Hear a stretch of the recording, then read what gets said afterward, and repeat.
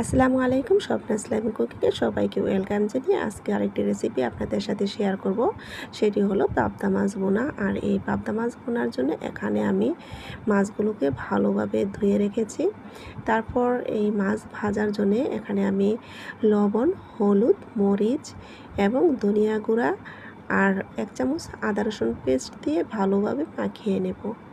মাখিয়ে নেওয়া হয়ে গেলে এখন আমি মাছগুলো ভাজার জন্য কড়াইয়ে পরিমাণ মতো তেল দিয়ে দিব। তারপর এই মাছগুলো আমি ভালো করে ভেজে নেব।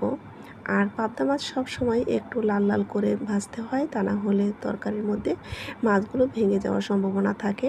তাই আমি এই পিঠ একটু লাল লাল করে ভেজে নিই।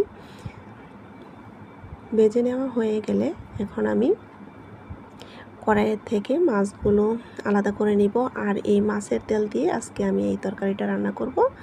আর এই তরকারি রান্নার জন্য এখানে আমি পরিমাণ মতো পেঁয়াজ দিয়ে দিব। পেঁয়াজটা একটু বাদামি হয়ে এলে এর মধ্যে 1/2 চামচ লবণ মানে স্বাদ মতো, আর 1/2 চামচ হলুদের গুঁড়া, 1/2 চামচ মরিচের গুঁড়া, 1/2 চামচ ধনিয়া গুঁড়া দিয়ে একটু ভালো করে লাল লাল করে ভেজে নেব। তারপর এর মধ্যে সামান্য একটু পানি দিয়ে আমি মশলাটাকে আরেকটু ভালোভাবে কষিয়ে নেব।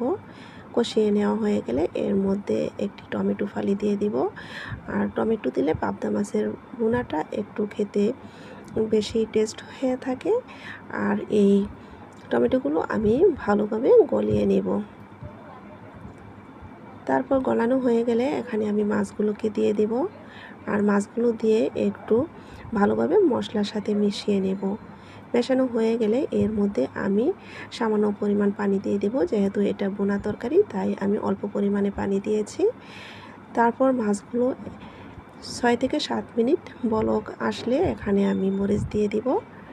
এই তো প্রায় আমার পাবদা মাছ ভুনা হয়ে গেছে। কেমন হয়েছে আমার এই মাছের ভুনা? যদি ভালো লেগে থাকে একটি লাইক করে কমেন্ট করে জানাবেন। আল্লাহ হাফেজ।